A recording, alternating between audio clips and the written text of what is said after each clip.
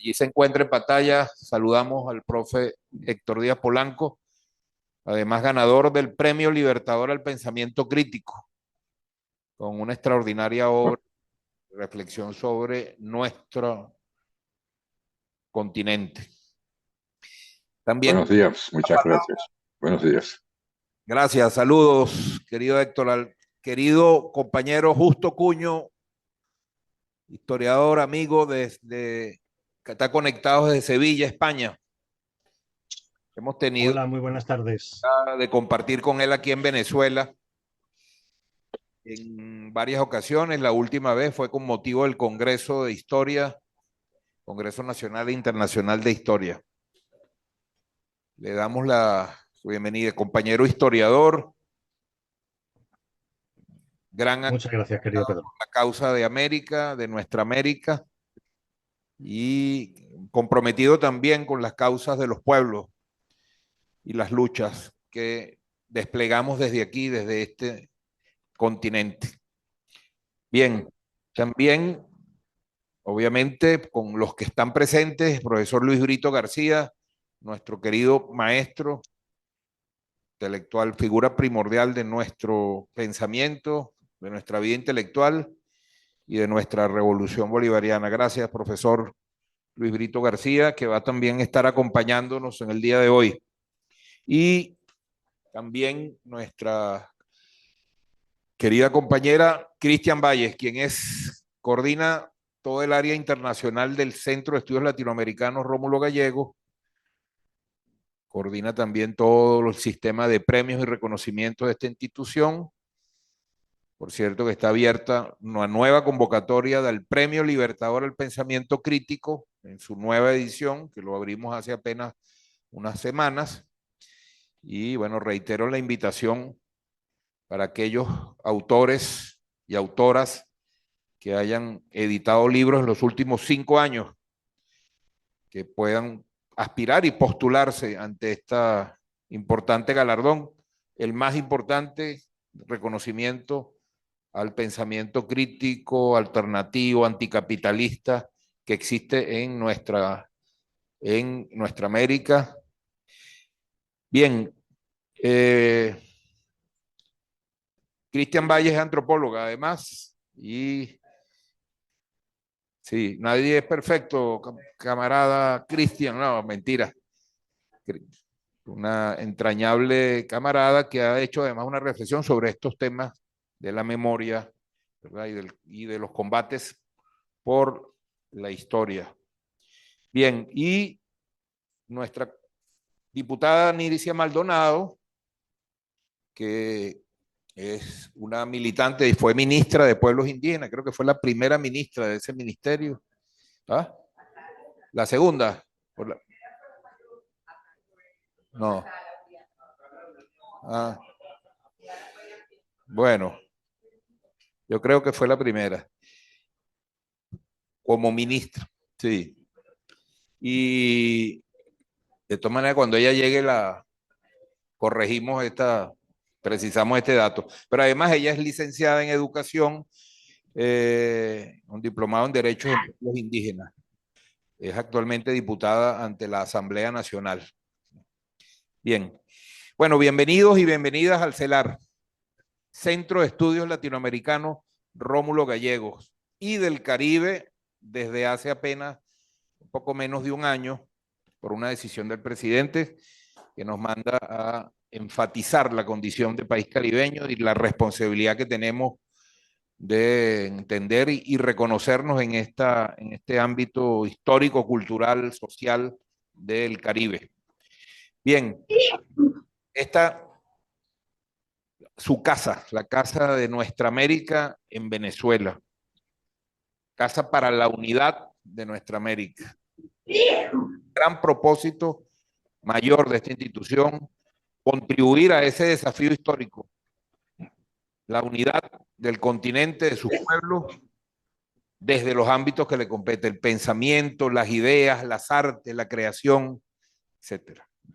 Y bueno, siempre atentos con los acontecimientos que transcurren en nuestra América, y abriendo espacios todavía entre escombros, andamios, todavía sin concluir la faena de recuperación de este edificio. Abrimos eventualmente cuando consideramos que hay un tema que nos convoca, abrimos los espacios de esta institución.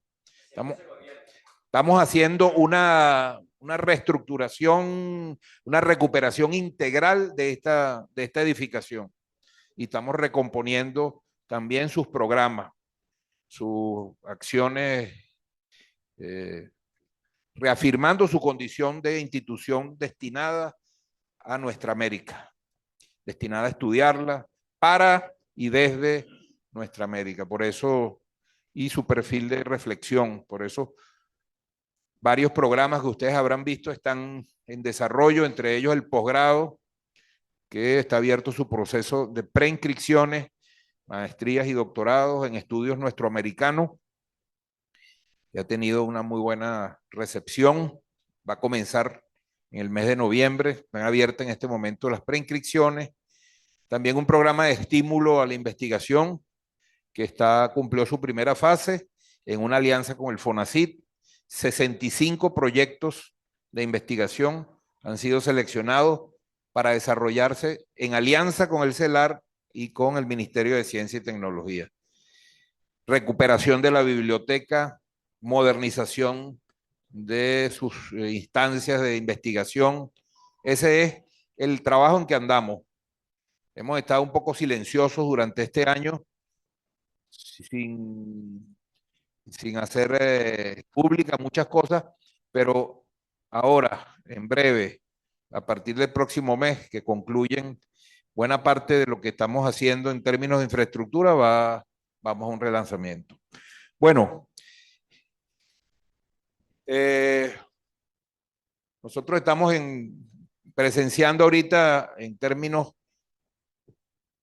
culturales, políticos, un episodio más de la batalla por la memoria y por la historia.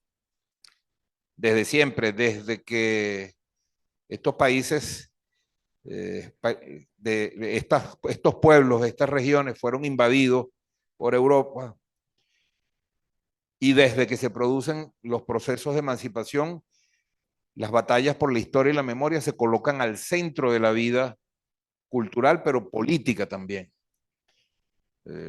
No es nuevo esto entre nosotros. En Venezuela en particular es muy intensa lo que concitan estas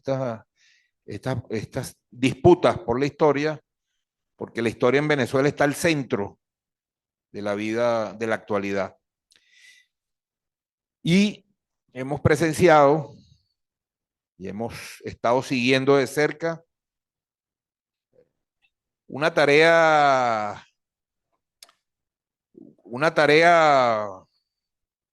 bueno, el CELAR está desplegando ahorita un proyecto donde está el profesor Luis Brito García, el profesor Vladimir Acosta, Javier Escala, que está por allí, Pascualina Curcio, proyecto de investigación que tiene varios meses ya de trabajo y pronto va a ofrecer sus primeros resultados en relación a la estimación de el saqueo, la escala del saqueo y de cuánto se llevaron de América a Europa.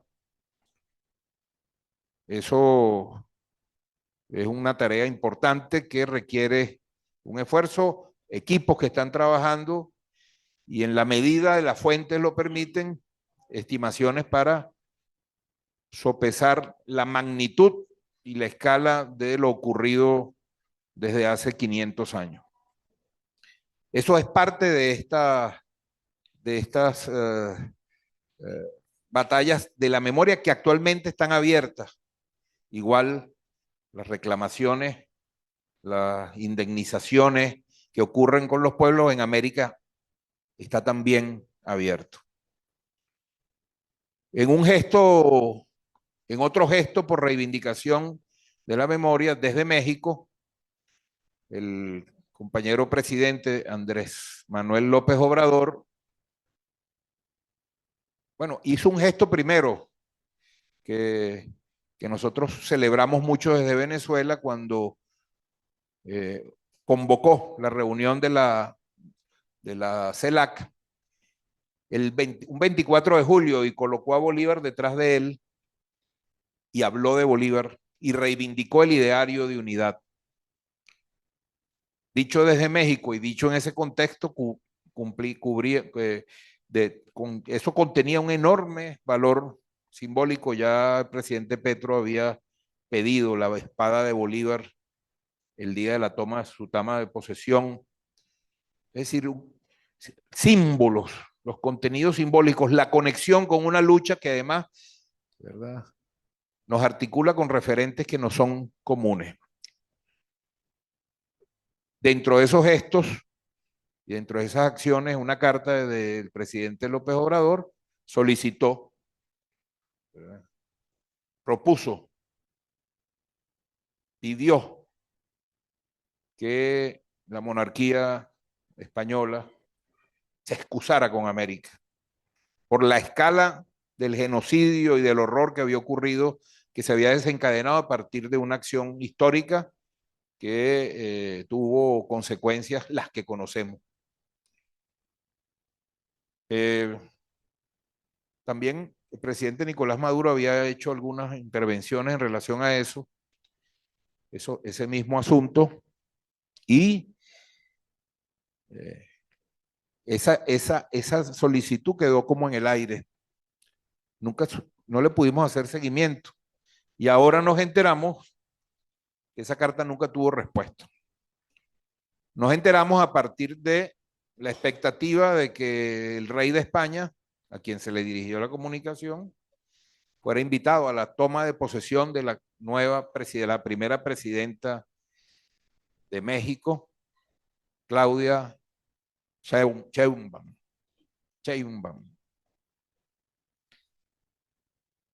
Parte de la cuarta transformación en marcha en México actualmente. Eso, bueno, pone en el tapete nuevamente el tema de nuestra memoria, de los desafíos, de la descolonización de nuestra memoria, de nuestra historia, de lo que está en juego en el continente.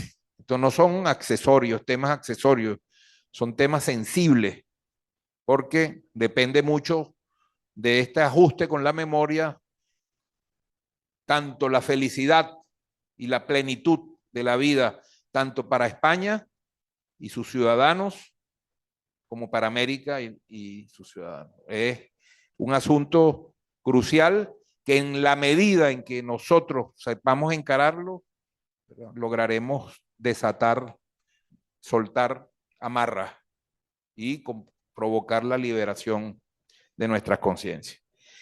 Por ese motivo, toma de posesión en México, carta al rey de España, Andrés Manuel López Obrador, la nueva presidenta de México, el rey de España, hablando de temas que comenzaron hace más de 500 años y que vibran hoy: deudas históricas, necesidad de descolonización, historia insurgente, rebeldía, revoluciones inspiradas en el pasado, revolución bolivariana. Todo eso concurre a una jornada como la de hoy, que espero tenga todo el interés en la medida en que todos estos son temas del presente. Bueno, yo no sé si estamos listos para la conexión. ¿Estamos listos? Yo quería proponerle al profesor Héctor Díaz Polanco que abriera fuegos en esta reunión, y desde México, y con el orgullo que debe sentirse por ser parte de un pueblo que está haciendo lo que está haciendo, y de un gobierno que ha amarrado su suerte a la suerte de los sin nada, nos pueda presentar su perspectiva de visión.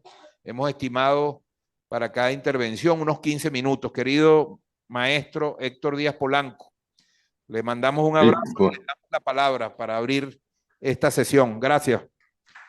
Sí, muy buenos días a todos. Un gusto estar aquí con tantas personas que aprecio.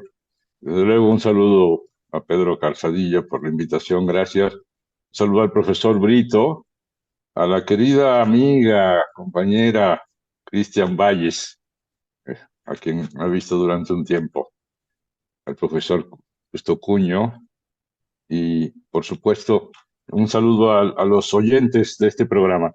Pues sí, ayer se escenificó en México un acontecimiento histórico enorme, no solo porque constituye una novedad en América Latina, en donde con mucha frecuencia hay rupturas, en este caso hubo un proceso de continuidad política, cultural, de enfoques históricos, etcétera, al pasar la estafeta, la banda presidencial de manos de Andrés Manuel López Obrador a las manos de la presidenta electa, ahora presidenta de la República Mexicana, de Estados Unidos mexicanos, nuestra querida Claudia Sheinbaum.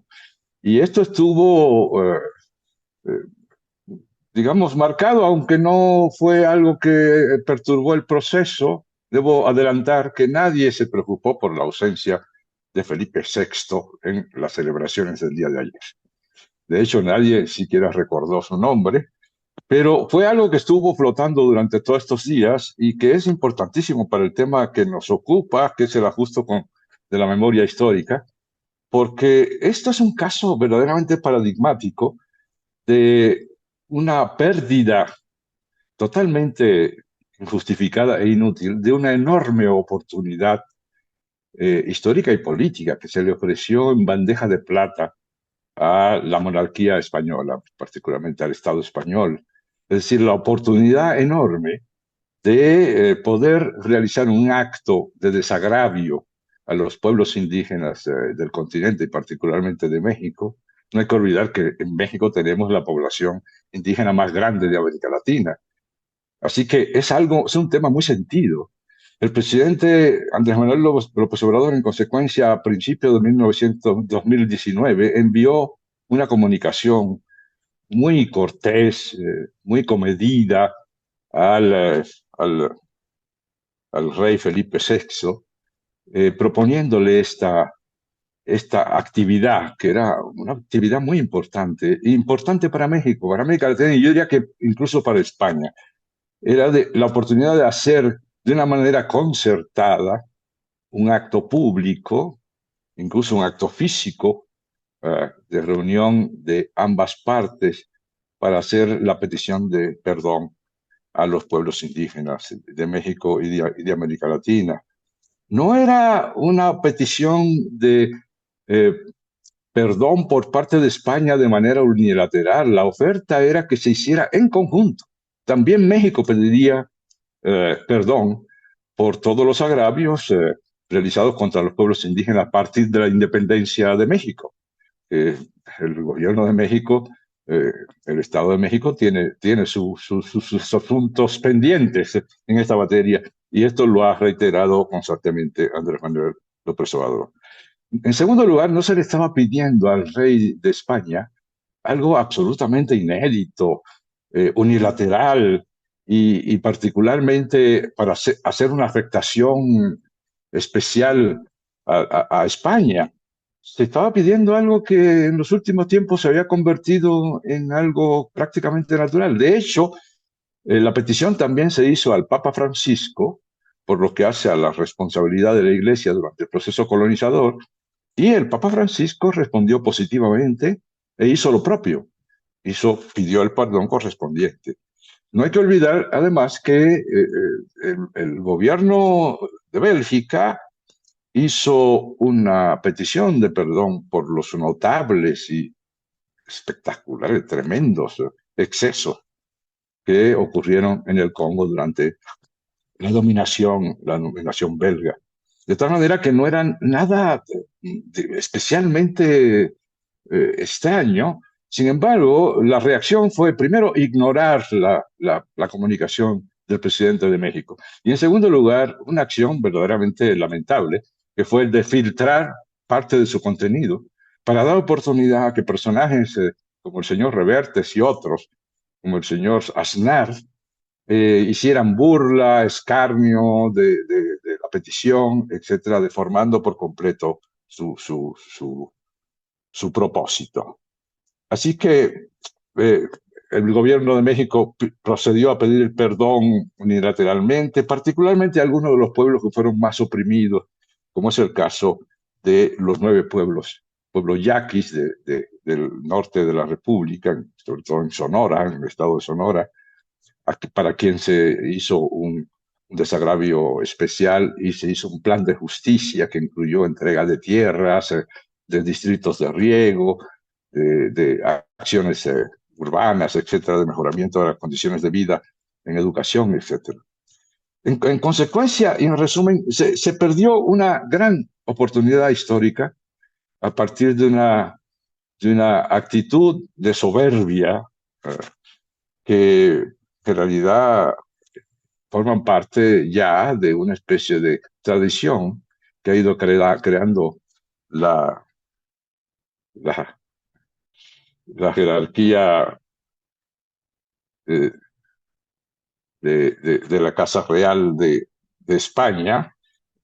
Solo para recordemos ese ¿por qué no te callas? De Juan Carlos I contra el comandante Hugo Chávez, y más cercanamente la actitud del rey Felipe VI de no ponerse de pie ante la presencia de la espada de Bolívar en el acto de toma de posesión de Petro en Colombia.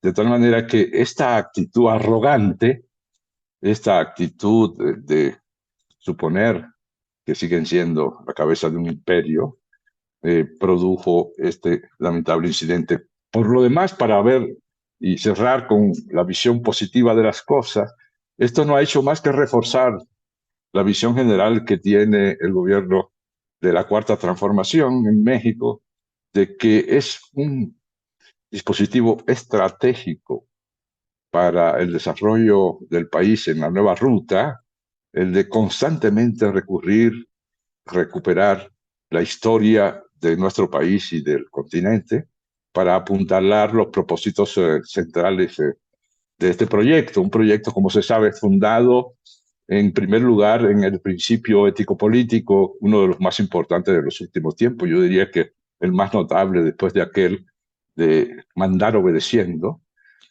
de los zapatistas, que indica que por el bien de todos, primero los pobres, y algo que se ha cumplido cabalmente durante estos 6 años que acaban de concluir el gobierno del presidente Andrés Manuel López Obrador, con el dato de que en México prácticamente 10 millones de mexicanos salieron de la pobreza durante estos 6 años y con resultados espectaculares en términos económicos. A propósito de la economía, valdría recordar este punto que es como una especie de justicia poética, de que en el ínterin de esta actitud de la monarquía española, la economía de España, que ocupaba el lugar 12, pasó a ser durante estos años de Andrés López Obrador, mientras hay que recordar, México ocupaba el lugar 15, así que en esta etapa México pasó del lugar 15 a ocupar el lugar 12 y España, a su vez, pasó a ocupar el lugar 15 que antes tenía México, con el desplazamiento que hizo México, tanto de España, de la economía de España, como de la economía de Australia y la economía de Corea del Sur, en términos del tamaño del Producto Interno Bruto de México. Así que durante esta etapa de insolencia, se podría decir, de la corona española, eh, la economía dio su opinión, mostrando que se trata de una visión que corresponde a una realidad material, económica, decadente, mientras México asciende en la posición mundial. De todas maneras, esto no ha afectado el proceso en México en lo más mínimo, pero es una gran lección que creo que podemos extraer de este desaguisado, de este desencuentro, y pone muy en alto, a mi juicio, el carácter ético-político de los regímenes de que se trata, porque en un caso no hay ninguna objeción a reconocer los malos momentos históricos que vivió nuestro continente y particularmente México, y la necesidad de establecer un una nueva plataforma, una nueva concepción de la convivencia en la pluralidad de los diversos pueblos que constituyen nuestra estructura sociocultural. De tal manera que es un caso sumamente interesante. Ayer fue un día de fiesta por completo en todo el país, particularmente en el Zócalo de la Ciudad de México no cabía un alma, ni en las calles aledañas. De hecho, yo estaba invitado a este acto después de estar en el Congreso, en la Cámara de Diputados, durante el acto de traspaso del poder. En la tarde estaba yo invitado al acto en el Zócalo de la Ciudad de México con la presencia de la presidenta ya electa, ya en toma de posesión, en posesión de la banda presidencial, pero no pude ingresar a la plaza porque todas las calles desde temprano estaban ya tomadas por completo. De tal manera que fue una gran fiesta cívica. México ha entrado en una nueva etapa histórica. Lo que hemos vivido todas estas décadas, podemos constatar que hay una especie de alegría colectiva, de entusiasmo social, que incluso es transcrista. Uno de los fenómenos más interesantes, incluso de carácter electoral, es que el triunfo de la Cuarta Transformación no estuvo basado ni exclusiva, ni siquiera principalmente en los sectores populares, en la gran base de la pirámide social, sino que atravesó verticalmente todos los estratos sociales. Es decir, se obtuvieron votos no solo, digamos, por parte de los sectores más populares, eh, las clases medias e incluso en las capas altas, se obtuvieron eh, porcentajes de votación formidables. Esto lo quiero destacar porque si uno quisiera una imagen concreta de lo que es, de lo que Gramsci llamaba consenso y hegemonía, lo podría tener en este caso. Es decir, aquí tenemos un auténtico caso de conformación de un bloque histórico, como lo fue, lo sigue siendo, creo yo, en el caso de otros países de América Latina, incluyendo Venezuela, en donde diversos sectores de la composición social del país tienen conciencia y se identifican con un proceso de transformación en todos los terrenos, incluyendo el de nuestra memoria. Por el momento, esa sería mi primera introducción. Muchas gracias por su atención.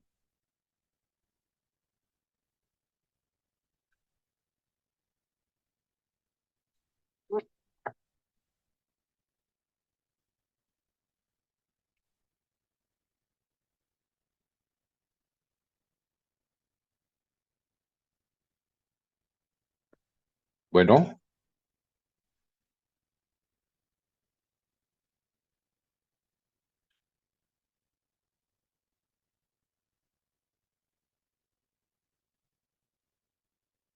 ¿sí me La sala escuchan? tiene apagado el audio.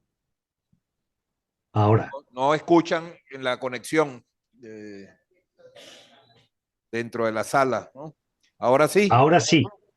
Perfecto. Ya. Gracias, Héctor Díaz Polanco. Sí, sí. Gracias. ¿Se escuchó mi intervención? Sí, se escuchó claramente, claramente. Muy bien, gracias. Tuvieron la suerte que no me escucharon a mí con lo que dije. No, te decía que te agradecíamos mucho tu visión y tu perspectiva como académico, como universitario y pensador y antropólogo, pero también como militante de la Cuarta Transformación, como miembro del Partido Morena y pilar del sistema de formación y de la escuela de cuadros allá del Partido Morena. Héctor Díaz Polanco en su presentación recordaba un episodio que fue quien dio motivo, quien inspiró el título que le hemos puesto a este foro. Aquí no se calla nadie. Fue un título surgido del el recuerdo del momento en que el rey de España manda a callar al comandante Chávez y le dice, ¿por qué no te callas? ¿No? y, y con la consigna de aquí no se rinde nadie, ¿no? Entonces aquí no se calla nadie. Y en América estamos, ya desde hace un tiempo aprendimos a no callar y a decir lo que pensamos en libertad, ya no con ataduras coloniales. Y nos contenta mucho poder decirlo. Y recordó también Héctor Díaz Polanco algunos momentos también de esa soberbia cuando la toma de posesión del presidente Petro con la espada, y la espada de Bolívar, que se negó a ponerse de pie. Poderosa acción simbólica de parte de ellos y devastadora acción de hacer presente la espada de Bolívar allí en ese momento. Son batallas de símbolos, de ideas, de mensajes que tienen una enorme importancia política. Bueno, yo de seguidas, hermano Justo, Cuño, querido compañero, te vamos a dar la palabra para que des tu visión. Hemos leído por allí algunas entrevistas que has dado, algunas grabaciones donde te metiste en esta polémica y desde España, pues, desde el propio lugar y como siempre saliendo adelante con la España progresista, de izquierda, revolucionaria, que está allí en España también dando la pelea ante esta nueva etapa de reinsurgencia, de aparición de las nuevas formas de fascismo, el neofascismo, el reagrupamiento de la derecha alrededor de los peores valores, como siempre, de la humanidad. Ahí estás dando la batalla, Justo. Te doy la palabra. Bienvenido, querido Muchas gracias, camarada. muchas gracias, querido Pedro. Un saludo muy especial al querido profesor Héctor Díaz Polanco, al que le he seguido con absoluta atención. Fantástica su intervención. Un saludo muy especial también a Cristian Valle, al profesor Luis Brito y obviamente a mi querido Pedro Calzadilla. Un saludo muy, muy especial. ¿Cuántas veces, Pedro, hemos dicho en los congresos de historia de Venezuela que la historia es insurgente o no será? Y bueno, los historiadores tenemos que ser insurgentes porque para eso somos historiadores. La esencia misma de la historia es la insurgencia. No podemos quedarnos callados, no podemos quedarnos quietos, no podemos quedarnos parados, no podemos quedarnos invisibles. La interpretación que hacemos siempre de todos los hechos es desde el presente hacia el pasado, con lo cual la historia siempre es una historia viva, vital. Los documentos esos que anidan en los archivos, la memoria histórica, solamente cobra un fundamento, realidad, conciencia y razón cuando la interpretamos desde la actualidad. Esa fue una de las grandes lecciones de nuestros grandes maestros, entre ellos Moreno Fraginals, el gran historiador cubano, que nos hizo reflexionar con esa historia insurgente, esa historia como arma para poder cambiar y transformar nuestras sociedades y nuestra realidad. España padece de una enfermedad congénita que se llama desmemoria profunda. Y eso yo creo que no le extraña ni le llama la atención a nadie. Fíjense que no son ni siquiera sus instituciones, no es ni siquiera la monarquía, es una especie de lepra que afecta a todas las instituciones. Y eso es, digamos, consecuencia clara de la falta de interés hacia la historia. Cuando uno desconoce la historia, está condenado a ese proceso de desmemoria que hace que procesos históricos sean diseccionados o sean seleccionados o sean incluso amputados. Si nosotros queremos comprender por qué somos como somos, intentar comprendernos, intentar conocernos, intentar saber que tanto los americanos como los españoles formamos parte de una exactamente misma identidad histórica que ha sido construida para lo bueno y para lo malo. Durante 300 años, la historia es una herramienta absolutamente fundamental.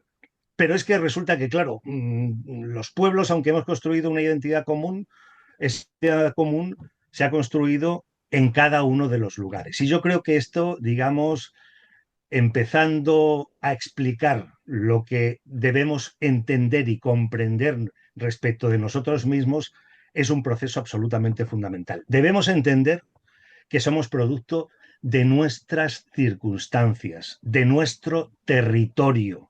Pero eso no es que yo lo diga, es que se viene diciendo desde 500 años antes de nuestra era. ¿Se acuerdan ustedes de Hipócrates, ¿no? Un maravilloso texto que escribió 500 años antes de nuestra era, que se llamaba algo así como Aires, Tierras y Lugares, y que explicaba a través de la geografía por qué los griegos eran como eran. Pero es que resulta que eso luego tuvo eco posteriormente en tratadistas, pues como Buffon, enciclopedistas, incluso Montesquieu, el mismo Hegel cuando habló de ese espíritu del pueblo que formaba parte del territorio donde este pueblo se asentaba. Es decir, un acervo de esa cultura occidental que explicaban por qué eran lo que eran con base en las condiciones geográficas donde cada uno de los pueblos se asentaba. Qué cosa tan terrible si esto lo trasladamos a las comunidades originarias, porque las comunidades originarias en su gran mayoría fueron desplazadas. Les depredaron el conjunto de sus territorios comunales, las desubicaron. Pero, como decía el profesor Héctor, tanto en la época colonial como en la época republicana, las comunidades originarias han sido las mayores damnificadas de todos estos procesos históricos particularmente cruentos con ellas. Claro, el resto de los pueblos podemos justificarnos a partir efectivamente de nuestros orígenes geográficos. Pero ¿qué pasa con ellas? ¿Cómo se pueden explicar ellas? Lo maravilloso de estas comunidades originarias es que incluso cuando se han depredado sus territorios, cuando se las han reubicado, han encontrado siempre la manera de volverse a adaptar, de volverse a reconstruir y de volver a construir una cultura tan brillante o incluso más que la que tenían anteriormente, cosa que nosotros, fíjense, hemos sido muchas veces incapaces de hacerlo.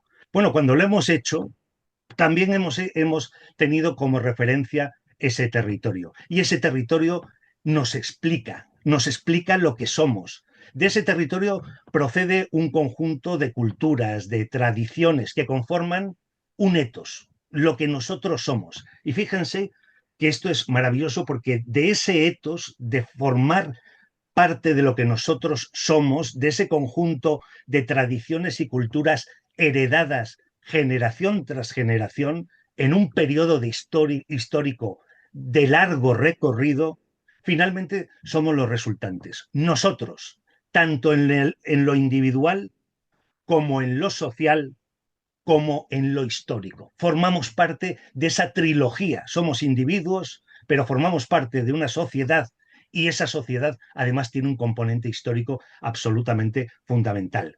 Son procesos históricos completos y eso habría que trasladarlo tanto a la monarquía como a los políticos españoles.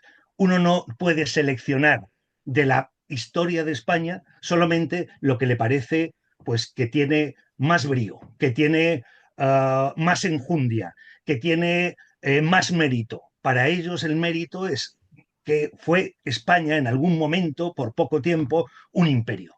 Pero y eso, esa característica la acaban desligando de lo que representó ser un imperio y de lo que provocó ser un imperio. Todo ese proceso de exterminio, de eliminación de poblaciones indígenas, de poblaciones originarias y depredación de todos los territorios originarios.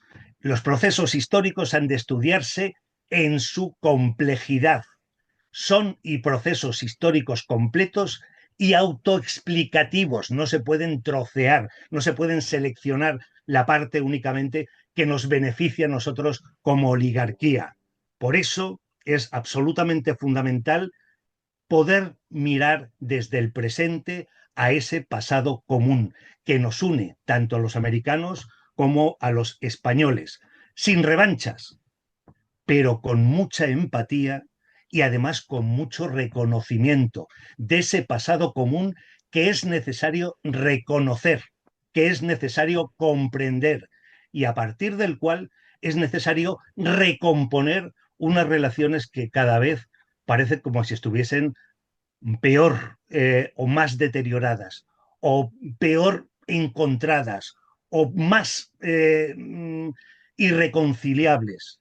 Creo que eso amerita, como bien decía el profe Héctor, un proceso de reconciliación. Estaban dadas las bases, efectivamente, con la carta de AMLO se habían dado las bases para poner en marcha una nueva estrategia, un nuevo proceso de reconocimiento. Pero no solamente se habían dado, don Héctor, ahora, no solamente se dan en el siglo XXI, es que desde la batalla de Ayacucho se empezaron a dar por parte de América, por parte de los americanos, las bases para una reconciliación sincera.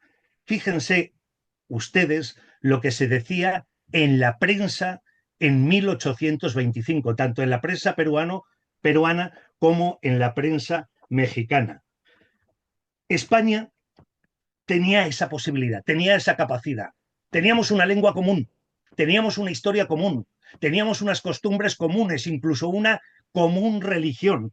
Y salía en un editorial de la Gaceta de México lo siguiente: pero resulta que la imposibilidad, decían, de recibir socorros de sus aliados por parte de la monarquía ibérica y los partidos ventajosos que aún podría haber sacado España de sus antiguas colonias si hubiese reconocido su independencia relativas a su comercio, hubieran abierto los ojos a cualquier otra nación como una especie de Commonwealth. Tenían la opción de crear una especie de Commonwealth y las naciones americanas hubiesen favorecido a España.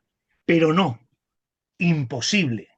Cualquier nación hubiese abierto en ese momento los ojos sobre la conveniencia de este proceso y decían, mas no hacen impresión en el imbécil Fernando. Se refería al imbécil de Fernando VII. Bueno, es que qué poco hemos evolucionado en la historia, Virgen Santa.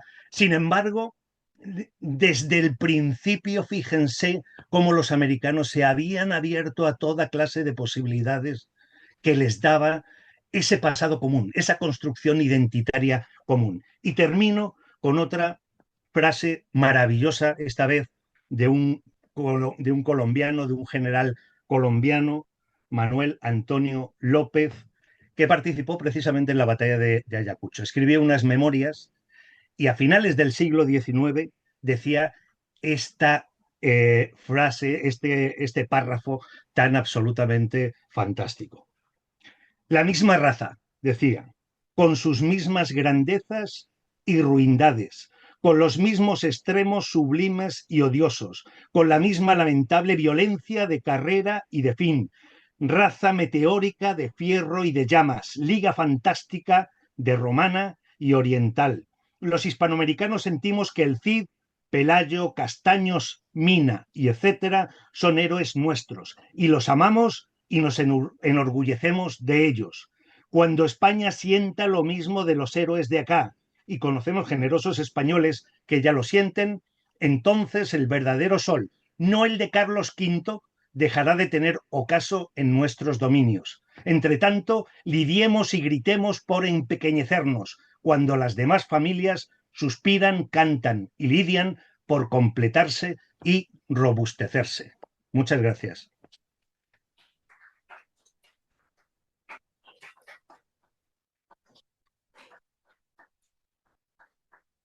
Gracias, Justo. Justo me ha traído a la memoria también el momento en que nos encontramos en las vísperas de la conmemoración del bicentenario de la batalla de Ayacucho, que va a ser ahora en diciembre. 200 años de un momento de ruptura en la historia de nuestra América y para España también. Justo ha escrito un libro interesante, polémico, vivo sobre este tema, Ayacucho, y que trae también el tema de la memoria, de la relación de España con esa memoria de ese momento también fundacional de nuestros pueblos y de refundación de España, que fue la independencia de nuestra América. Gracias, querido hermano Justo Cuño. Nosotros agradecemos mucho a Justo. Hemos firmado un acuerdo, el CELAR, con la Casa de América de allá, que él coordina, y estamos trabajando de cerca con la Universidad Pablo Lavide de Sevilla.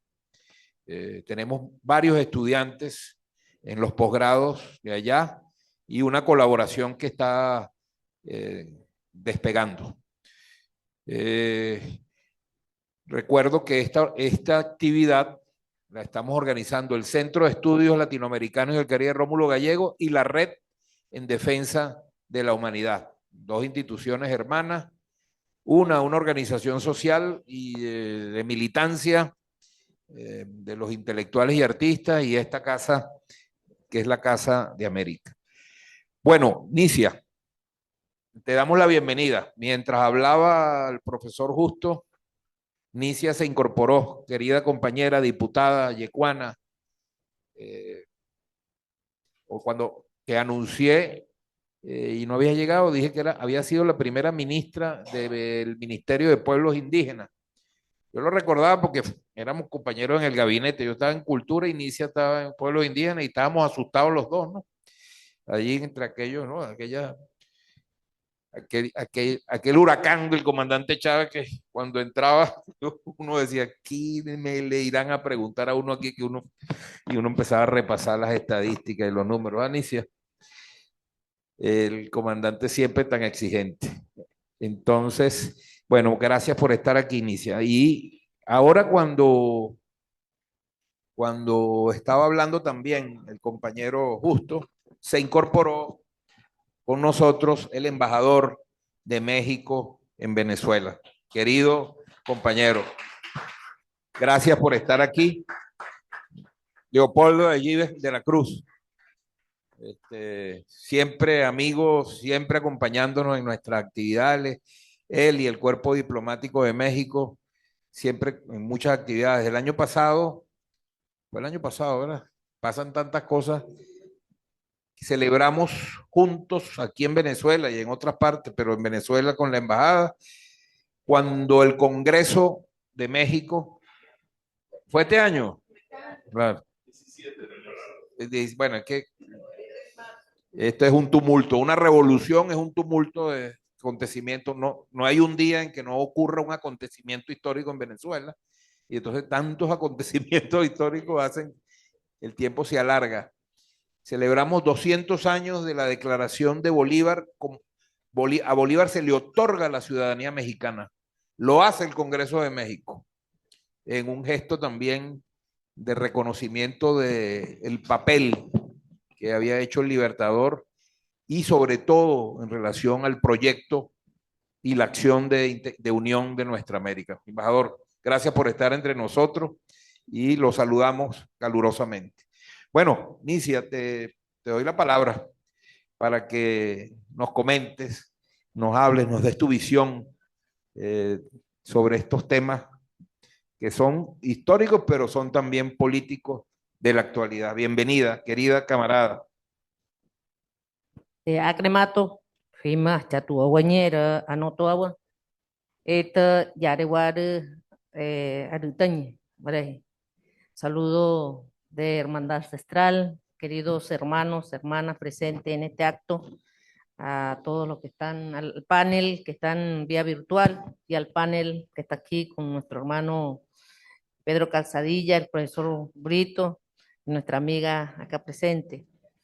Bien, sí, cuando fui invitada por nuestro hermano Pedro para hablar sobre el tema de el incidente ocurrido con nuestro comandante supremo y el rey Juan Carlos, y la situación de relaciones con México y de España, ¿no? Que tiene que ver en la misma línea. Entonces, pensaba, ¿qué les iba a decir? En ese sentido, ¿no? Sobre todo por la forma como los medios dijeron y publicaron sobre este hecho, pero no dijeron el contexto. ¿Por qué? ¿Y para qué? Para ello esa expresión, esa oración, dicen los medios, ¿no? La oración del rey de España, sobre todo en este mes que estamos ya en proceso de conmemorar otro año más de la invasión española, en el mes de octubre, entonces quería referirme al respecto. Y escribí algo que dice, el por qué no callarse frente a la monarquía española. ¿Mm? Y un poco hablar sobre ese punto, ese aspecto, porque lo vimos por televisión, pero lo que ha quedado en la historia es solo lo que está en los medios. ¿Por qué no te callas? Pero ¿por qué el rey de España dijo o le contestó al comandante supremo de la revolución esa oración? Pero decía que fue en el 10 de noviembre, porque son 10 minutos, entonces tuve que escribirlo, ¿no? Si no, los yecuanos hablamos 3 días y 3 noches, y eso aquí no procede.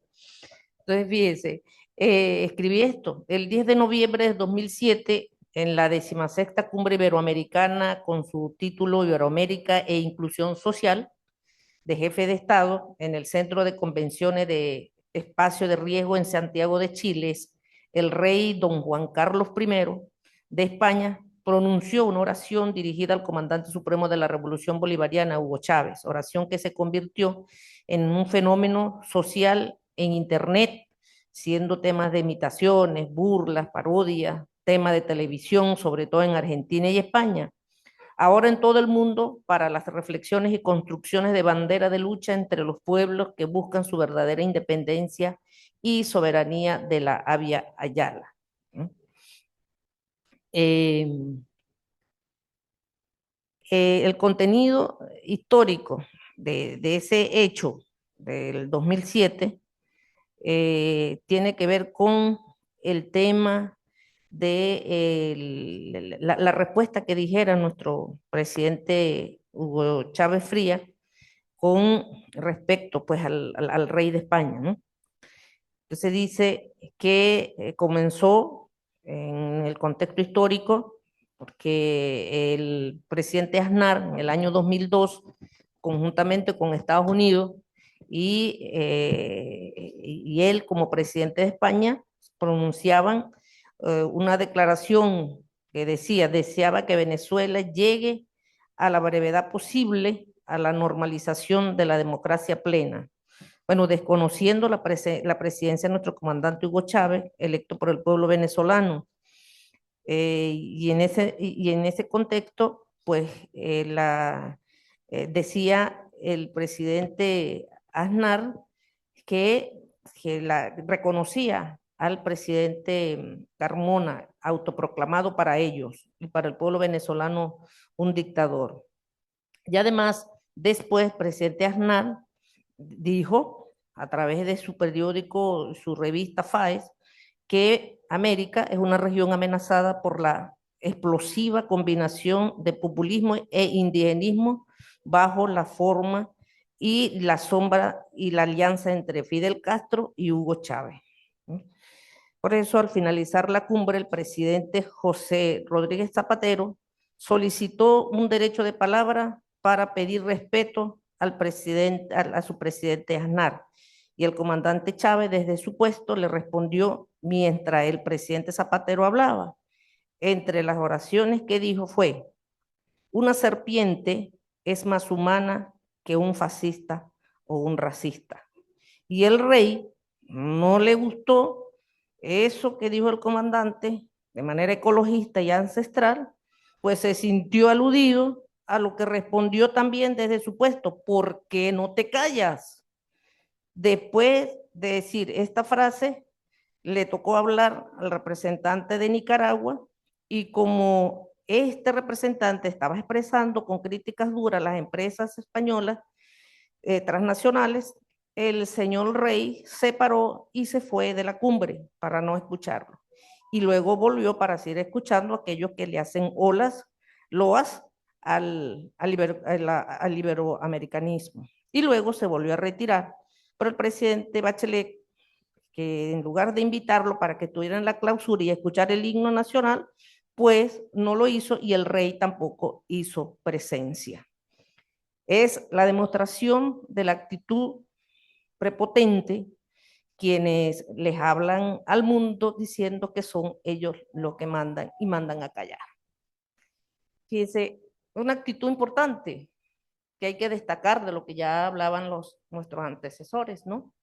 Es decir, siempre esa historia que nos contaron desde el inicio de la humanidad, que es patriarcal, no existen las mujeres, no existe más nadie sino el ser humano, bueno, hasta llegar a nuestros tiempos con las monarquías que existen todavía. El rey de España representa, bueno, ellos son reyes, Fernando I, Fernando II, Fernando VI, ahora el rey Carlos I, ahora viene el rey Carlos II, en eso andan los que mandan en este mundo, ¿no? Entonces, y no se olvidan, y se olvidan de los pueblos, porque si vamos un poco a leer la Constitución de España, del Reino de España, el pueblo español no nombra al presidente, lo designa el rey de España.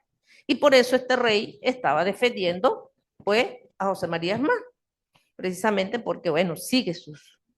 Y lo otro que demuestra aquí es que está en esta monarquía, ¿verdad?, subordinado al imperio yanqui de este tiempo. Es decir, los que se creen poderosos, los que se creen dueños del mundo, entonces atropellando a los pueblos que somos más. Entonces, desde acá, desde la posición del comandante Chávez, desde la asunción al poder, porque algo decíamos aquí, no hemos podido hablar porque no habíamos asumido el poder. Asumió el poder uno de nosotros y dijo lo que tenía que decir. Y lo va a seguir diciendo porque llegaron la participación y la voz de los pueblos para no volver, para no regresar más nunca, sino para estar presentes siempre. Eso que lo sepan los que gobiernan este mundo, porque el mundo que ellos, en el que ellos reinaron, queridos hermanos, queridas hermanas, y lo decimos nosotros los pueblos indígenas, a propósito de nuestro querido embajador de México, leamos el calendario maya. Vamos a leer el calendario maya que dice, es profético y por eso nos mandan a callar, por eso andan hablando de indigenismo, que es un peligro. Porque no solamente, querido profesor, estudioso historiador, que dijo que los pueblos indígenas somos los damnificados históricos, no, solamente los pueblos indígenas, yo agregaría hasta las matas, hasta los minerales, porque los pueblos indígenas nos concebimos como algo, como parte integral de la biodiversidad. ¿Okay? Somos parte integral de todo. ¿Cómo podemos vender? Decía el cacique Citter al gobierno de los Estados Unidos. ¿Cómo podemos vender el brillo de las aguas, el rocío de los árboles? No lo podemos vender. ¿Cómo puedo pensar que la savia que corre en los árboles, en las maticas, no es la misma savia que corre como sangre por mis venas? ¿Cómo lo puedo vender? No se puede vender. Hoy día, cuando estamos frente a un Elon Musk, que tiene 3.500 satélites en la galaxia, que ya le está pensando en un taxi que vale $25 millones para ir a Marte, ¿verdad? Cuando aquí explote una guerra nuclear. ¿Quién tiene $25 millones? Cuando él tiene una concepción de la galaxia a través del Sol, tiene todo un cálculo exacto.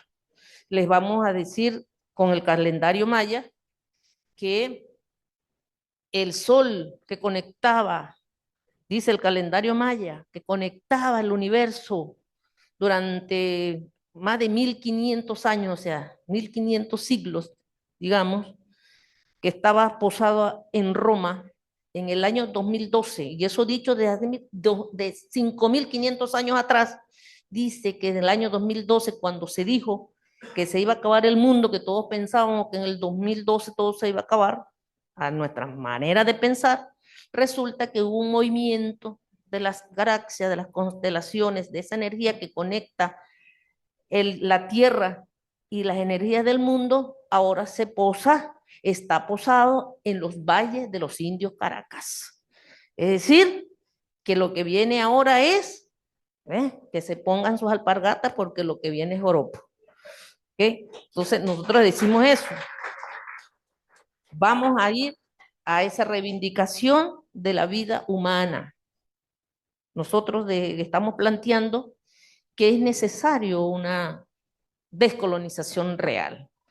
Y así como lo ha hecho el presidente Manuel López Obrador, que le pide para que el día de la caída de Tenochtitlán, que fue en el año 2019, que le pidió al Reino de España que venga a pedir perdón, decía el profesor Pedro Casalía, salían barato, solo perdón, y no lo quiso hacer. Ese mismo gesto va avanzando. Por eso nosotros desde acá de Venezuela, el movimiento indígena de los pueblos aborígenes, pedimos como una forma de avanzar que el día del 12 de octubre en nuestro país no sea declarada como el día de la resistencia de los pueblos indígenas, sino el día de la invasión, que el 8 de diciembre, día de Huayca y Puro, sí sea el día de la resistencia y de la descolonización. Y el día, una propuesta que está en la Asamblea Nacional para que todo se ponga en su santo lugar. Y el día 21 de junio, día del Año Nuevo Andino, donde se le da gracias al sol, a la luna, a los árboles, a la Pachamama, que es el día del Año Nuevo Andino Amazónico, todos nosotros, ¿verdad?, también sea un día de fiesta nacional donde los indígenas sí vamos a darnos el abrazo del Año Nuevo, no un 31 de diciembre, que no sabemos qué es, que se le respeta, pero para los pueblos indígenas será ese Año Nuevo Andino. Y el 5 de diciembre, Día de la Mujer Guerrera, que es el día de Bartolina Sisa, también que fue, bueno, valiente ante el imperialismo. Y el día del 18 de marzo, que es el Día de los Niños y Niñas Indígenas, que serán la garantía de la perpetuidad de la revolución y de la vida indigenista, que esto no quieren que se diga, y que el rey Juan Carlos sepa que pertenece al mundo pasado, que ha nacido un nuevo mundo, y ese nuevo mundo estarán los pueblos como protagonistas. Muchas gracias. Gracias, querida compañera, hermana diputada Nicia Maldonado. Un gusto.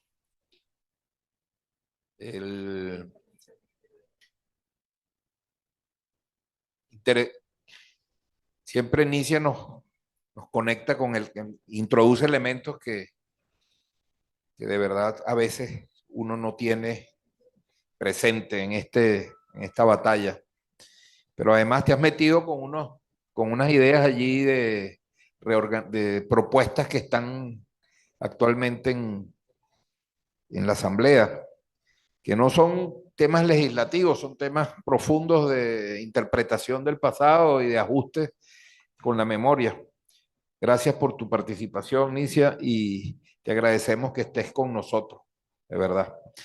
Bueno, le voy a dar la palabra al profesor Luis Brito García para que sume su voz a estas intervenciones. Profesor, bienvenido y gracias siempre por estar con nosotros.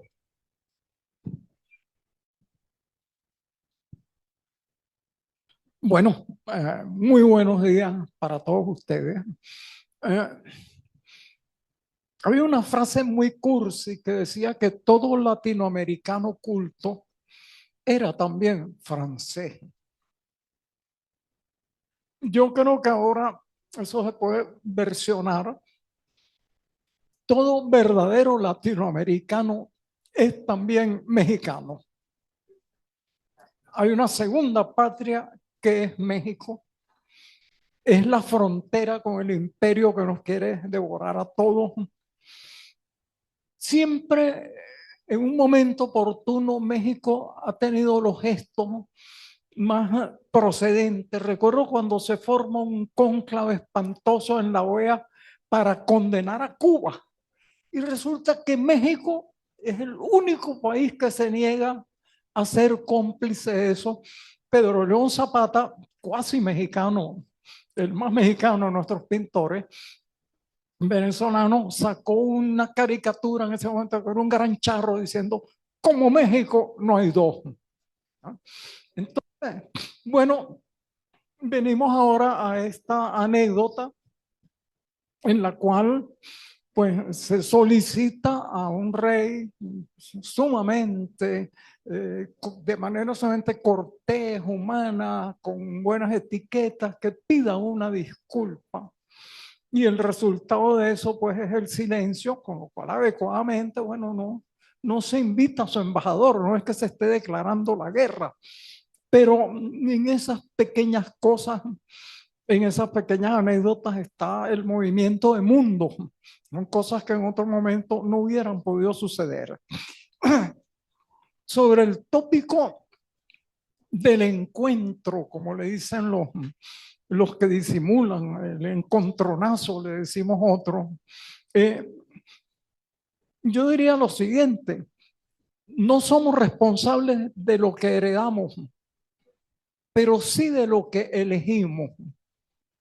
No somos responsables de un genocidio pavoroso, de la desaparición de culturas irrecuperables en el tiempo, del llanto de inmensos millones de personas inmoladas, pero sí de lo que de eso recuperamos como herencia nuestra y de lo que rechazamos con nuestro derecho. Somos el resultado de una mezcla, de un encuentro en unos países mayores, en otros menos, pero actualmente tenemos el derecho de elegir. Y entonces, de este encuentro entre culturas o de esta especie de guerra espantosa, hay varios hechos puntuales que siempre es bueno recapacitar, a pesar de que se han conocido. Hace 5 siglos se inició el mayor genocidio de la historia. Cerca de 80 millones de personas desaparecieron en virtud de una invasión de un continente a otro. Las estadísticas de la despoblación, incluso los cronistas, es alucinante cuando uno ve uno de los cronistas en las grandes Antillas, que decía que cuando llegaron había una población de 100.000 habitantes originarios por lo menos, y resulta que en 2 generaciones apenas quedan 5.000, 6.000. Cuando uno lee los testimonios de Fray Bartolomé, las casas, por ejemplo, eso es aterrorizador. Pero ese genocidio es acompañado de otro igualmente escalofriante, espantoso, que es el de las poblaciones de origen africano. Aparentemente, según cálculos, la importación y esclavización de africanos a América costó cerca de 60 millones de vidas. Es decir, el cálculo está hecho, llegaron 12 millones de esclavos, pero en el amable transcurso de la captura, la venta de carne humana en mercados de carne humana, el traslado en condiciones más que inhumanas, que ni siquiera resistían los animales, pues se perdieron unos 60 millones de vidas. Y se perdieron culturas, se perdieron idiomas, se perdieron herencias que no se van a poder recuperar jamás. Y finalmente, bueno, en medio de esos procesos de exterminio de la humanidad, ojo, hay que reconocer que en muchos casos operaron allí las epidemias. No fue que no había capacidad mecánica para exterminar 80 millones de personas durante el proceso de la conquista. Muchos de ellos murieron por las pestes, las epidemias, las pandemias, etcétera, pero que antes de la llegada de los invasores eso había sido controlado, el relativo aislamiento de las poblaciones indígenas impedía los contagios, pero después se desataron como todos los jinetes del apocalipsis.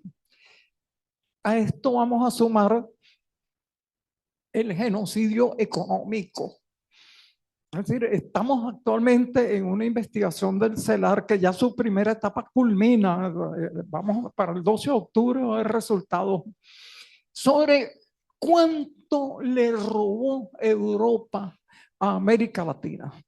Constantemente se dice que los latinoamericanos somos mala paga, que somos deudores, que no satisfacemos las creencias, etcétera. Al contrario, la suma de las riquezas exaccionadas a América provocó uno de los cambios más notables de la historia del planeta, que fue convertir a esa Europa semifeudal en un territorio moderno arrasado por el capitalismo. Lo dicen Carlos Marx, lo dicen todos los expertos. No hubiera surgido el capitalismo o hubiera tardado varios siglos más en surgir de no ser por el torrente de riquezas exaccionadas a América, que por cierto llegó primero a España, pero España, que tenía una especie de liberalismo o neoliberalismo abajo en la letra, no puso ninguna medida estatal y todo ese torrente de riquezas que le llegó a España, así como entró, se fue. Porque se lo cambiaron por baratijas los demás países de Europa.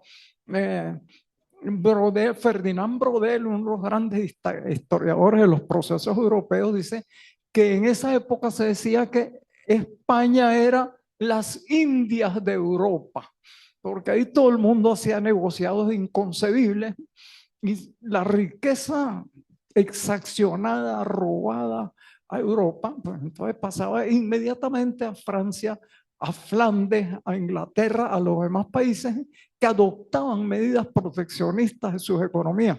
Todavía está ese cuento de que no hay que proteger la economía, pues eso es el no. Todas las economías del mundo que se fortalecieron lo hicieron gracias a medidas proteccionistas del Estado. Entonces, bueno, después de que transcurren esos espantosos genocidios, nos enfrentamos al problema cultural. Las religiones desaparecidas, los códices quemados, las esculturas fundidas, los patrimonios culturales vendidos como si fueran barajas encontradas por allí, como si fueran mercancías, las lenguas olvidadas, los pueblos todavía hoy discriminados, ninguneados, privados de derechos, privados de sus territorios, privados de sus herencias. Es decir, lo terrible de esa conmoción es que su herencia todavía vive entre nosotros y vive en Europa. Esas actitudes de alguien que se niega a pedir, aunque sea una excusa, por el genocidio más grande que conoce la historia de la humanidad. Hay un dicho europeo también que dice: nobleza obliga, pero la nobleza como que no los obliga a nada. No hay ni obligación ni nobleza, vamos a decirlo, en ese negarse a simplemente un gesto de humanidad. Bueno, ocurrieron esas cosas espantosas en otra época. No somos solidarios con ellas. Es cierto, todos los que estamos aquí somos el resultado de una mezcla, a veces terrible, de cultura, de genes, de herencias y demás. Pero vuelvo a decirlo, no elegimos lo que heredamos, pero sí lo que elegimos, lo que hacemos nuestro, lo que rechazamos. Y por eso somos pueblos novedosos. Intentamos estar más allá de la carga de la herencia histórica, una herencia histórica nefasta, mortal y terrible. Y dentro de esa herencia histórica, ni más ni menos, está, como hemos dicho, que la hegemonía de esa pequeña península llamada Europa y luego Estados Unidos tiene que ver con las riquezas que nos robaron. riquezas que convertidas luego en los motores del capitalismo del siglo XVIII y XIX, crearon una nueva maquinaria de saqueo del mundo, de la cual apenas el proceso de descolonización tomó un impulso con el fracaso de las grandes potencias en su Segunda Guerra Mundial. Pero fíjense ustedes la vastedad de las consecuencias y de los resultados de esos procesos catastróficos de inmolación de continentes completos a la avaricia, a la codicia, al egocentrismo o el eurocentrismo, que es otro de los nombres de la misma enfermedad. Entonces, ¿y cómo estamos ahora, digamos, en el proceso, por lo menos de tomar conciencia, con el objetivo de tomar los pasos necesarios para corregir eso? Vivimos una época esplendorosa, extraordinaria. Lo que fue durante medio milenio el balance de los poderes del mundo está a punto de cambiar o ha cambiado ya. Cambió el eje del mundo en 2015, cuando el PIB de China superó al de Estados Unidos, con una tendencia que se ha vuelto irreversible. Estamos frente a un nuevo mundo. Cuando los países antes dominados, como los BRICS, se han unido y resulta que en una cantidad de cifras de producción industrial, de avance de PIB, etcétera, superan a los de la vieja economía de la Alianza Atlántica, está apareciendo un nuevo mundo. Y lo importante de ese nuevo mundo, dentro de la panorámica de nosotros, los pueblos que una vez fuimos exterminados, arrasados, robados, saqueados, aculturados, es la siguiente: cesa la llamada unipolaridad y hay entonces una especie de juego entre potencias, que espero que siga siendo juego y no pase al exterminio de la humanidad. Vemos una carrera alocada de crear conflictos y de emplear armas atómicas, que significaría ni más ni menos que el apocalipsis, es decir, de la humanidad. Pero hay una especie de competencia entre los bloques. Y es interesante, un hecho histórico que bueno es recapacitar sobre él una vez más.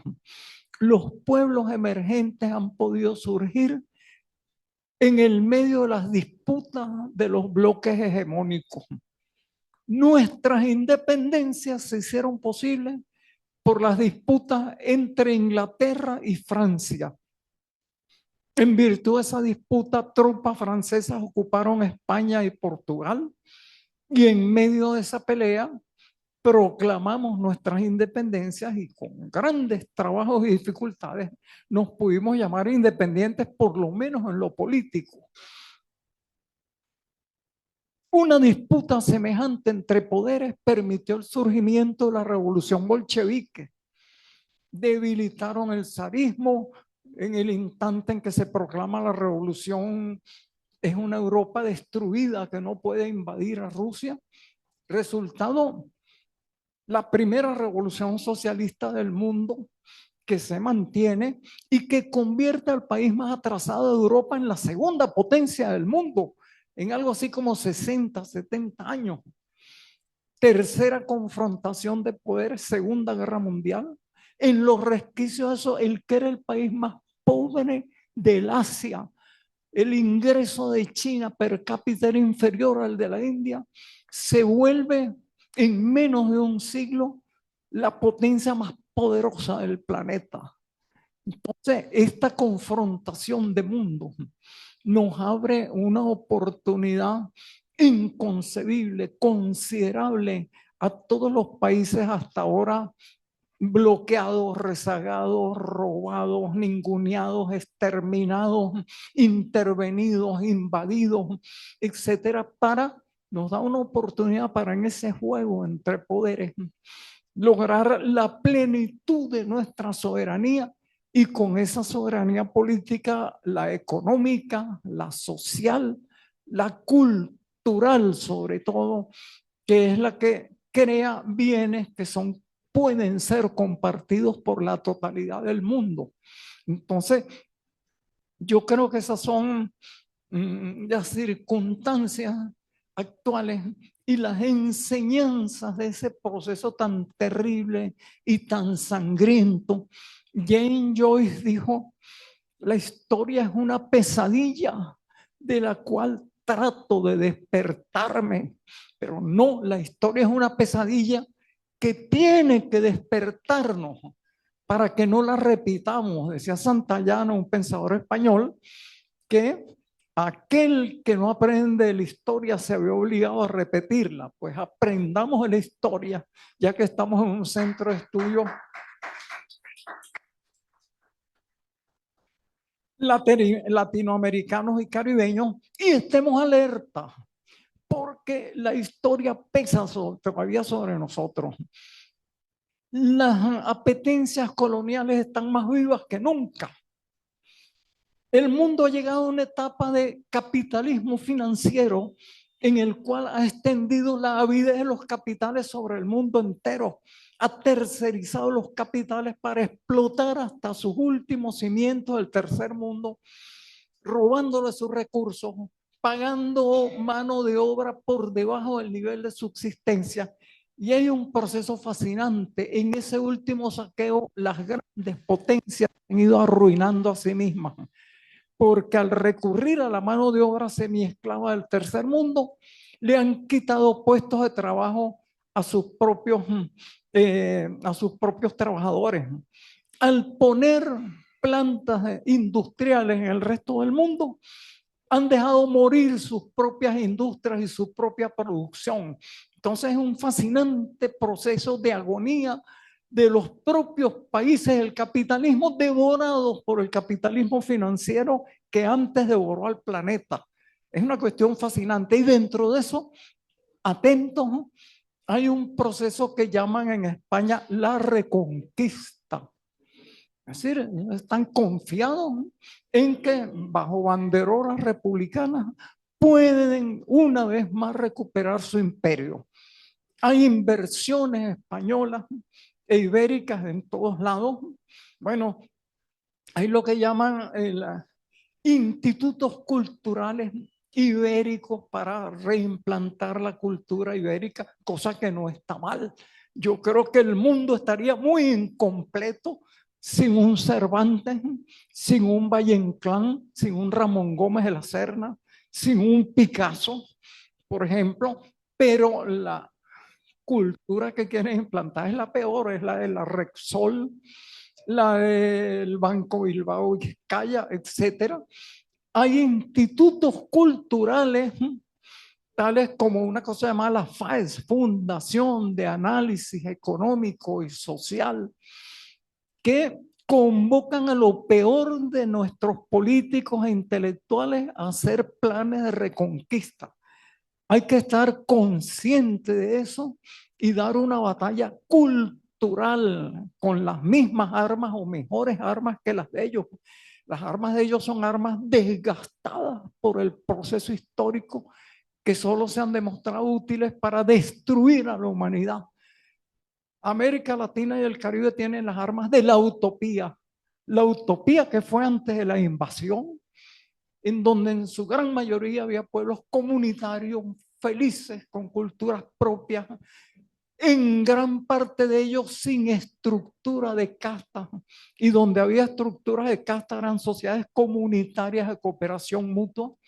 Es decir, tenemos todas esas herramientas, mientras el viejo mundo tiene la maquinaria desgastada, que está cada vez más ineficaz, más corroída, más destruida.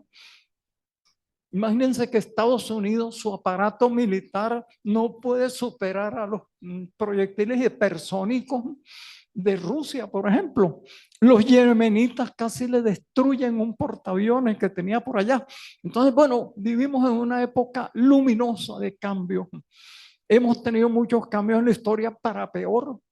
Ojalá, es el deseo mío y es el deseo, diría yo, de toda la humanidad, que el cambio que está operando en este momento sea para mejor, por siglos de los siglos. Amén.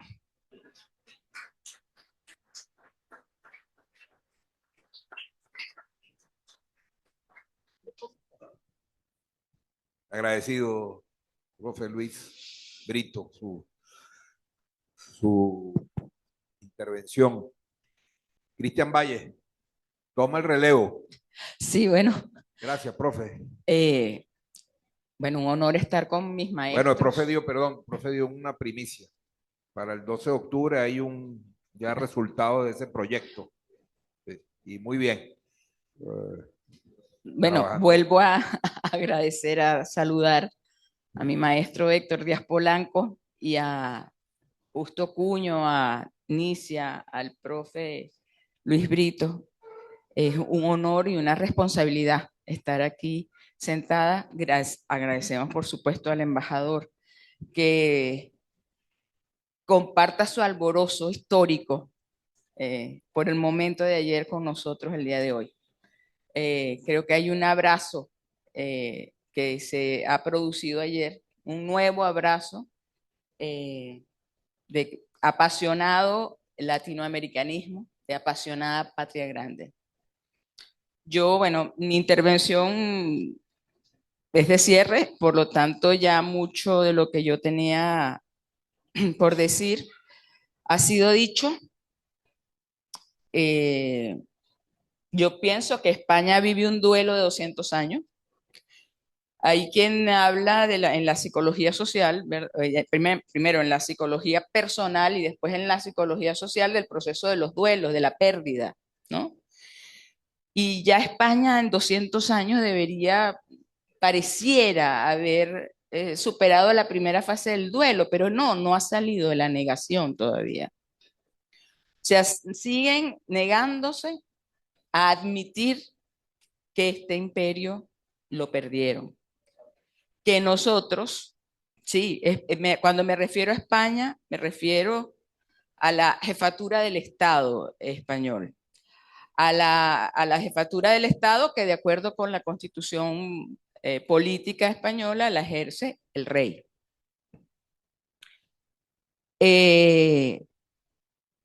Y esa España que se encarna en el rey, que se identifica con la monarquía, con los valores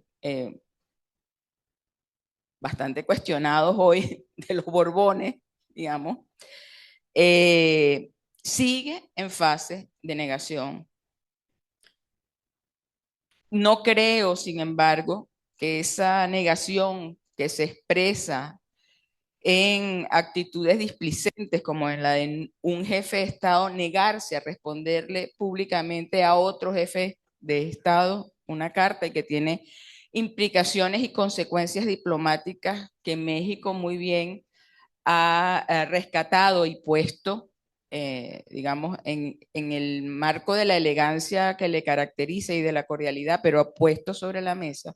Son dos jefes de Estado comunicándose y uno de ellos haciendo caso omiso a la comunicación, filtra a los medios, como expuso el profesor Díaz Polanco, y después se produce todo ese tema, incluso de la muy claramente a José María Aznar diciendo que López Obrador era López y Obrador. O sea, sus apellidos denuncian que pareciera no haber una legitimidad en el reclamo, puesto que lo hace alguien que es blanco y que tiene apellidos castizos, ¿no?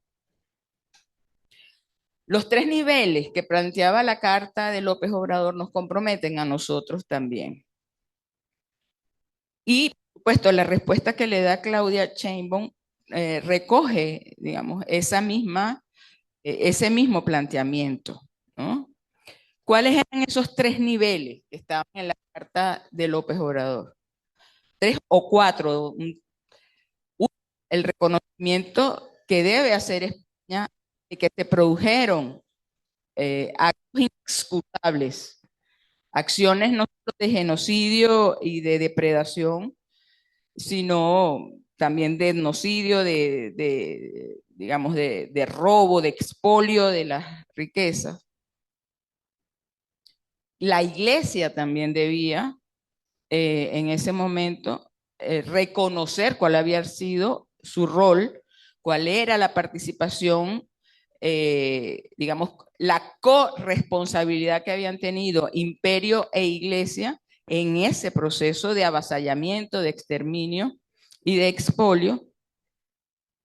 El Estado mexicano conocía su parte desde el periodo republicano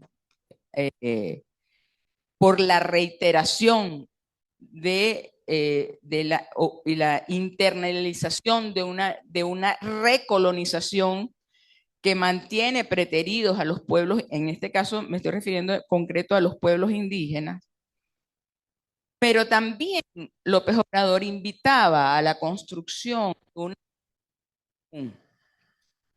Es decir, que quieran en proceso mecanismos de investigación y mecanismos intelectuales a partir de los cuales se pudiera construir una historia sobre la base de un principio que es el que yo quiero, digamos, enfatizar en este momento, que es el principio de interculturalidad, el principio de igualdad de las culturas.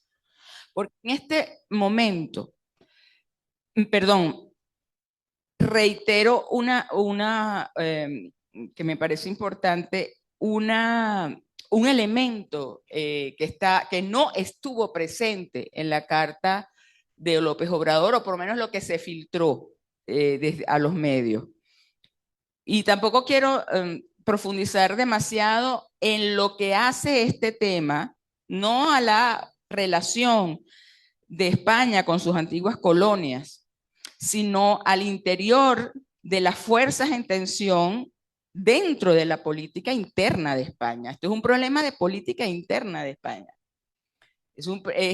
¿Quién? El rey de España parece no sé cómo le llaman en otra parte, un porfiadito. Entonces, la ultraderecha se supone que es la monárquica y la izquierda es republicana. Entonces, digamos, si el rey quiere hacerle una concesión para que lo quieran un poquito más, el PSOE se mueve. Es decir, hay un conjunto de elementos sobre los que yo, obviamente, justo estaría mejor preparado para opinar sobre ese tema, de la figura del rey en la política interna y en las pugnas, sobre todo dentro de Vox y el Partido Popular, que también hacen que se mueva u omita, porque no es igual posición del rey en España que la posición del rey de los Países Bajos, que el 1 de julio del año pasado se disculpó por la participación de la Casa de Orange en el proceso de esclavitud y trata de esclavizados. O sea, no solo en las colonias del Caribe neerlandés en este caso, sino por todo lo que ellos intervinieron en el negocio global de la esclavitud. El príncipe de Inglaterra en Jamaica manifiesta su profundo pesar por el daño que pudo haberle producido la corona británica a los esclavizados que tuvieron como fuerza de trabajo. Como dijeron por ahí, también en este periodo el rey de Bélgica no pide perdón, pero se excusa y reconoce los abusos de Leopoldo en el Congo. El Vaticano medio reacciona también y dice, bueno, yo como que también contribuí con algo a este despropósito. Pero es que los españoles siguen en negación. O sea, se niegan a reconocer, pero es que además yo creo que es que se niegan a admitir que de verdad nosotros somos libres. De verdad que esa parte, repito, me estoy refiriendo a la que lo hace, lo ejerce, que es la jefatura del Estado mexicano. Perdón, española, la jefatura del Estado español. Yo quiero decir que esos niveles que están en la carta, el reconocimiento de los atropellos, el reconocimiento de lo que hizo la iglesia, el reconocimiento de que el Estado-nación mexicano, surgido de su propio proceso de independencia, reproduce formas de dominación y de colonización que se mantienen a la fecha de hoy. Es decir, que los pueblos indígenas no han todavía sido resarcidos, y aquí voy con el tema de las reparaciones históricas, ¿no? No han sido resarcidos por el daño, pero sobre todo no han sido todavía sujetos de derecho suficiente como para haber generado en torno a todas nuestras sociedades procesos reales de interculturación interna, de interculturalidad interna. ¿Qué es lo que se produce? Y yo voy a traer un documento que yo creo que está también en la base y los antecedentes de la carta de AMLO al rey Felipe de Borbón. Y son los 3 documentos de Barbados. El documento del 71, el documento del 73 y el documento del 93. Los 3 documentos de Barbados, el primer documento de Barbados, que es, creo que es fundamental para entender no solo las múltiples dimensiones y complejidades que tiene el problema. En este caso yo estoy hablando desde la enunciación de la antropología, ¿se entiende? Se llama Por la liberación del indígena. El documento de Barbados, y aquí voy a citar el segundo párrafo. Dice: los indígenas de América continúan sujetos a una relación colonial de dominio que tuvo su origen en el momento de la conquista y que no se ha roto en el seno de las sociedades nacionales. Esta estructura colonial se manifiesta en el hecho de que los territorios ocupados por indígenas se consideran y utilizan como tierra de nadie, abiertas a la conquista y a la colonización. Señores, esto sigue pasando hoy. El dominio colonial sobre las poblaciones aborígenes forma parte de la situación de dependencia externa que guarda la generalidad de los países latinoamericanos frente a las metrópolis imperialistas. La estructura interna de nuestros países dependientes los lleva a actuar en forma colonialista en su relación con las poblaciones indígenas, lo que coloca a las sociedades nacionales en la doble calidad de explotados y explotadores. Nosotros también merecemos una disculpa, pero también debemos reconocer en qué momento nos convertimos nosotros en los portadores del agravio. Barbados reconoce las responsabilidades del Estado, la responsabilidad de la Iglesia, la responsabilidad de la disciplina, en este caso de la antropología, y también la responsabilidad de los propios pueblos indígenas. El segundo documento de Barbados ya no es un documento entre antropólogos. Por cierto, el primero de Barbados lo firma gente como Darcy Ribeiro, o como Esteban Emilio Mosongi, o como Nelly Arbeló Jimena, o Guillermo Bonfil Batalla. El segundo es un documento desde la voz de los indígenas. Ya no es la voz de, digamos, de la ciencia, una ciencia que se hacía mea culpa allí, por lo que también había contribuido a los procesos de colonización. ¿Qué es lo que dicen los indígenas en la Declaración del 77? La Declaración de Barbados dice, la dominación cultural puede considerarse realizada cuando en la mentalidad del indio se ha establecido que la cultura occidental o del dominador es la única y el nivel más alto del desarrollo, en tanto que la cultura propia no es cultura, sino el nivel más bajo de atraso que debe superarse. Esto trae como consecuencia la separación por medio de vías educativas de los individuos integrantes de nuestro pueblo. La dominación cultural no permite la expresión de nuestra cultura o desinterpreta y deforma sus manifestaciones. La dominación cultural se realiza por medio de la política indigenista, en la que se incluyen procesos de integración o aculturación a través de diversas instituciones nacionales o internacionales, misiones religiosas, etc. Habla de la educación formal, caracteriza la situación de los pueblos indígenas, digamos, desde el punto de vista de su apropiación del territorio, su permanencia, su capacidad de relacionamiento con otras sociedades y culturas indígenas y no indígenas.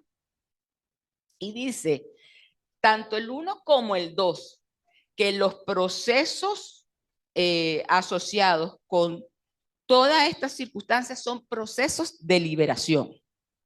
Si no se puede entender esto sin procesos de liberación nacional en primer lugar y unos procesos de liberación del indígena que corren paralelos a los procesos integrales de liberación nacional de los pueblos de la dependencia del capitalismo. ¿Qué es lo que dice aquí? ¿Cuál es la meta que trazan los indígenas en el segundo documento de Barbados? Una organización política propia y auténtica que se dé a propósito del movimiento de liberación. Por eso es que ellos quieren que nos callemos. Y por eso nos van a pedir perdón. Porque el proceso de explotación sigue idéntico, es el mismo capitalismo antes y ahora, que muestra facetas distintas, expresiones distintas, disimulos distintos. Pero es el capitalismo y es el colonialismo, que es el medio de desplazamiento no solo de la gente de sus territorios, sino de sí misma. Es el proceso por el cual nos enajenamos de nuestras identidades fundamentales. Dicen aquí, es necesario un elemento aglutinador que persista desde el inicio hasta el final del movimiento de liberación. Lo voy a dejar hasta allí, porque voy a saltar a un párrafo que me parece muy importante para terminar esta interpretación de qué es lo que está sucediendo en España, qué es lo que está sucediendo en Europa, cómo se está produciendo eso en este momento en que efectivamente nosotros estamos enfrentando las tensiones propias de una sociedad que quiere ser libre frente a los embates del fascismo. En el documento tercero, que es el del 93, que hace un recuento de cuánto se avanzó o no, del 97, del 93, sí, el tercer documento de Barbados. Dice así, la democracia como filosofía de un sistema social occidental se centra en el individuo y excluye a las colectividades, como es el caso de los pueblos indígenas. De esta manera se ha negado la pluralidad objetivamente vigente en los niveles lingüísticos, sociales, económicos y culturales. La impostergable democratización de América Latina seguirá siendo un discurso vacío y solo favorable a los grupos de poder hegemónicos si no contempla la necesaria redefinición de los arbitrarios espacios territoriales, políticos, sociales y culturales conformados por los estados actuales. Se da entonces otro nivel de discusión que el profesor Díaz Polanco brillantemente ha desarrollado en toda su obra. El tema de la cuestión étnico-nacional en los países de América Latina, la manera como nosotros nos estamos relacionando actualmente con nuestra historia indígena, actualmente nosotros. O sea, pongo el caso, que no es el caso de toda América Latina, pero en el caso venezolano, por ejemplo, la tremenda deuda que nosotros tenemos con la arqueología venezolana y con lo que es el estudio sistemático de la historia prehispánica de este territorio. Pero además creo que a lo que nosotros realmente debemos ir para seguir sin callarnos, para que no nos importe si el hombre se para o no, cuando pasa la espada. Bolívar mismo dijo, ¿a qué me importa que Bonaparte venda sus esclavos o los conserve si estamos dispuestos a ser libres? A mí la verdad es que si el rey se para o no frente a la espada de Bolívar, me es absolutamente, más allá de que es un gesto, digamos, simbólico, poderoso, ese señor es, para mí es un adorno, es un modelo de la revista Hola, es una producción, digamos, que tiene que ver con otro orden simbólico. Ahora, que un jefe de Estado no le responda a otro, eso sí es un tema estrictamente político. Y quiero cerrar, repito, con lo que es lo que yo considero y he estado en las últimas intervenciones que me ha correspondido tener casi como un mantra repitiendo. La única manera de enfrentar todas las expresiones más agradables, menos agradables, más edulcoradas, menos edulcoradas, más fuertes o menos fuertes del fascismo es con la construcción de sociedades verdaderamente interculturales. Es una obligación que está en el caso de Venezuela en la Constitución, pero además parte importantísima del éxito de los pueblos indígenas, que se refleja, por cierto, en el éxito político de Morena en las 4 transformaciones, es la comprensión de que efectivamente tiene que establecerse un orden distinto dentro de los procesos de los estados nacionales. Nosotros hemos estado dando en los años 90.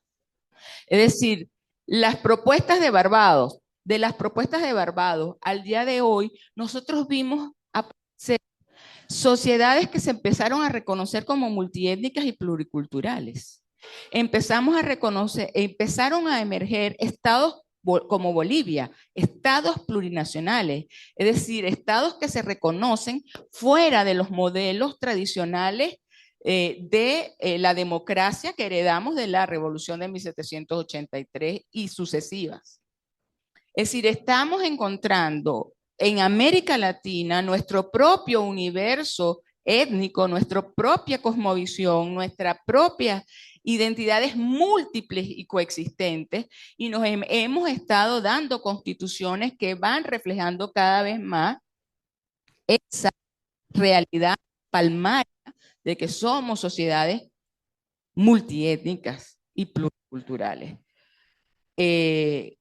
La interculturalidad, repito, es el proceso político, cultural y comunicativo a través del cual las sociedades se relacionan bajo el principio de igualdad, sin supremacismo de ninguna perspectiva sobre otra, ni prejuicios derivados de parámetros de estandarización cultural provenientes de la cultura hegemónica y de la tradición eurocéntrica inherente a la implantación del capitalismo mundial. Las relaciones interculturales no solo propician el diálogo, sino la justicia, la construcción de visiones en las que todas las alteridades se reconozcan en su autenticidad y también en su derecho al cambio. Muchísimas gracias.